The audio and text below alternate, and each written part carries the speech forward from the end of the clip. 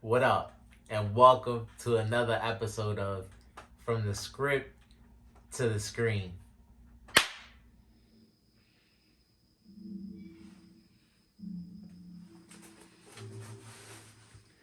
The Hell's Paradise edition of From the Script to the Screen. And as always, gotta give a shout out to the creator, Yuji Kaku. And gotta give a shout out to the studio. As always, shout out to Mappa. I'm a big fan of what they do. Appreciate them, both parties, for giving us this awesome piece of work, Hell's Paradise. And like I told you guys before, we're playing catch up. So, been going over the episodes by volume until we catch up with the week-to-week episodes. They're currently on episode 8. Volume 2 covers episodes 4, 5, and 6. Being the ending of volume 2 with a couple pages left off. And so like I said, volume 2 is chapter 7 to 16, which again is episodes 4, 5, and 6, being the end of the fight and another reveal. I didn't want to bring it up in the first episode, but you guys see just how quick the show does start to take a turn. In my words, I like to say it's pretty trippy, and I actually don't know where the story is gonna go. I don't know the cause, or I can't even think of. I can't really. It's too early for me to even think about the cause of what's going on, so I wanted to wait. Finishing volume 2, we still don't know we still don't know too much yet, but again, it just got more interesting. So let's get into it. As of now, all we know is just a bunch of criminals have been gathered up to be sent to this dangerous island to try to retrieve a special medicine that could grant you eternal life. But like I said, as soon as the main characters land, we see right away that they're confronted by these monsters that appear human but have animal tops. And if you don't understand what I'm saying,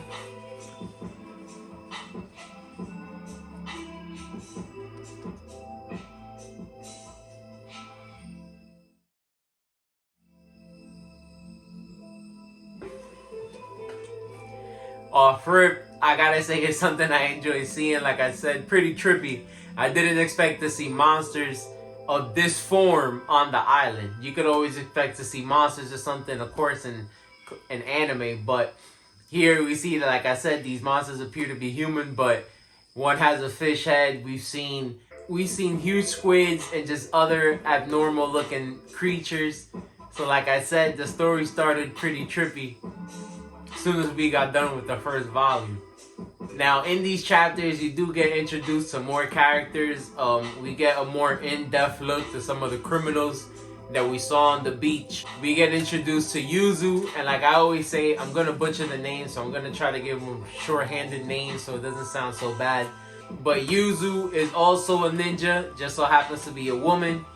We get introduced to the two brothers, Chobe and Toma, who I thought was pretty cool because one of the brothers actually pulled off what I thought was a pretty dope infiltration maneuver and was able to become an executioner so that he'd be able to give his brother the opportunity to get on this quest and try to retrieve this elixir of life. So it was pretty dope to see the elaborate scheme that his brother came up with to get him out of there. We also get introduced into another executioner by the name of Tenza, and a girl who's basically the last survivor of her tribe through unfortunate circumstances. She was betrayed by people that she thought she was actually helping, and due to those things, she is now the last survivor of her clan. And like I said, we just get another look into some of these characters and why they decided to take on this mission, or how they ended up being in the position to take this mission.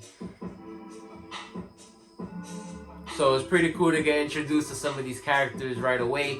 But we also see that some of the characters we got introduced to on the beach have unfortunately met their end way faster than I thought, if I'm being honest. But again, stamps the fact of how dangerous this island is.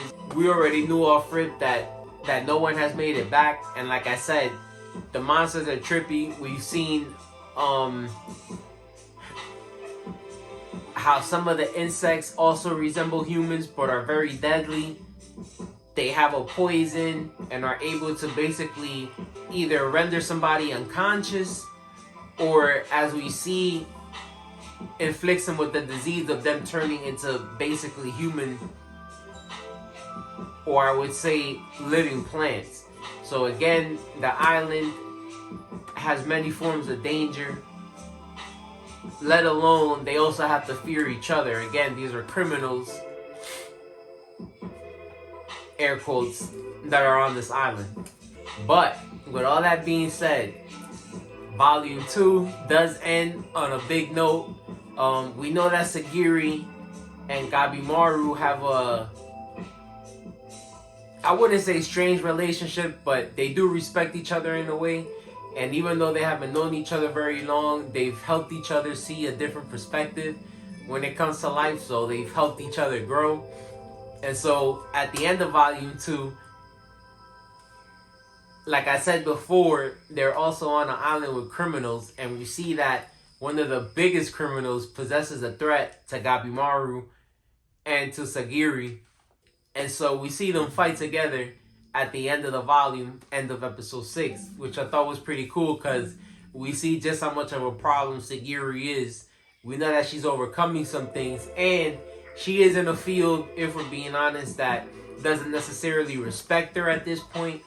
So she's going through some things eternally, but we see that she's kind of starting to get the hand of those things. Something I also enjoy seeing.